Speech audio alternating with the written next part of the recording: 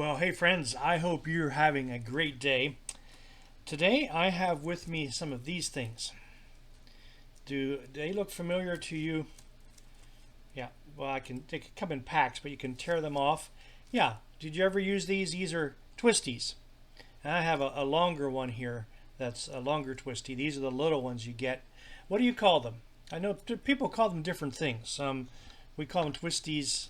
Um, some of my friends that I remember growing up called them bread thingies because that's what, of course, you use. Often find these wrapped around a bag of bread. A loaf of bread is wrapped in a bag, and you use the twisty to tie it shut every time you use it, and you untie it. So twisties, bread thingies. Not sure what you call them, but they're coming very handy sometimes. You can use them for a lot of stuff. Well, one of the things that you should not try at home is to twist these things around your tongue. Your tongue does not need to be twisted. but but speaking of twisties and tongues, I know that you have heard of tongue twisters. I think we all enjoy tongue twisters. Maybe sometimes listening to people say tongue twisters rather than trying them ourselves because we can struggle at times unless we really have good control of our tongue with tongue twisters. Now, there's some familiar tongue twisters that maybe you know. I've heard of them, and I'm going to try some of them now, and we'll see how we get through these tongue twisters.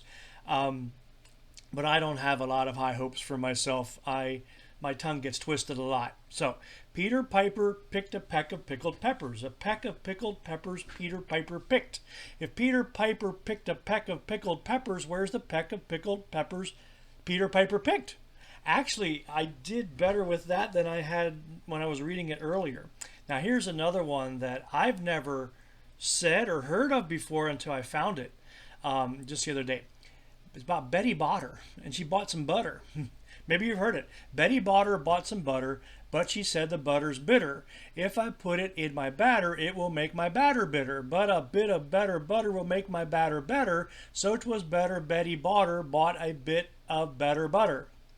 See, then the trick is to try to say that really fast again and again and again, and obviously it's not going to work so well. Many of us know this one. How much wood would a woodchuck chuck if a woodchuck could chuck wood?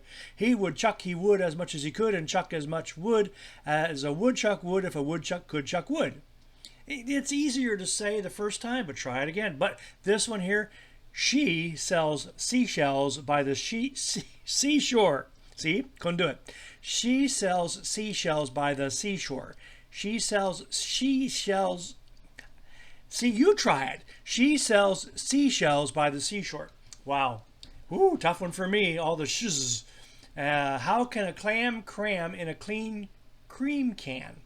How can a clam cram in a clean cream can? Try that one. Oh, but then there's this one. Okay, now we all know this one, and it's actually the easiest one. I scream, you scream, we all scream for ice cream. And after we say those tongue twisters, I think we all do deserve some ice cream. All right, so speaking about twisties and tongue twisters, I think we all know that words can be twisted. So we should be careful with how we say our words. Here's a few quotes I found from some wise people. Be careful with your words. Once they are said, they can only be forgiven, not forgotten. I like that. Sometimes we can hurt people with our words, and we may say we're sorry and they may forgive us, but those words can be heard forever. Be careful with your words. Once they are said, they can only be forgiven, not forgotten.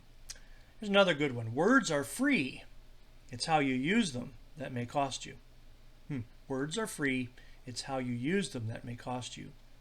And this is a very good one. Words can inspire and words can destroy. So choose yours well. Yeah, the Bible has some words of wisdom about tongue twisters or about words. Proverbs 25:11 says, a word fitly spoken is like apples of gold in a setting of silver. Good words are priceless. A word fitly spoken is like apples of gold in a setting of silver. Proverbs 12:14 says, many good things come from what people say, and the work of their hands rewards them. Careful with what you say. Psalm 19:14 says, Lord, may these words of my mouth please you, and may the thoughts of my heart please you also. Yeah, we need to make sure that we're pleasing God as we offer pleasing words to others as well. Psalm 34:13 is a good prayer, I guess, that we could say to God. Lord, keep my tongue from speaking evil. Keep my lips from telling lies. Yeah. Words. Go back to some of those tongue twisters. She sells seashells by the seashore. How can a clam cram in a clean cream can? Betty Botter. Woodchuck, Woodchuck. Peter Piper. See, you try to say them and sometimes it just doesn't work so well. So you get some tongue twisters and you practice them, and I would love sometime for you to show me how you do good tongue twisters, okay? But the challenge for all of us is to use our words wisely. The words that come off of our tongue, out of our mouth, can make somebody's day or they can ruin someone's day. Words can inspire and words can destroy, so choose yours well. So I wish a day for you that's filled with good words, not a lot of tongue twisters. Don't get your mouth all tied up in knots. Never at home put a twisty around your tongue either. Have a day filled with joy and a day filled with peace.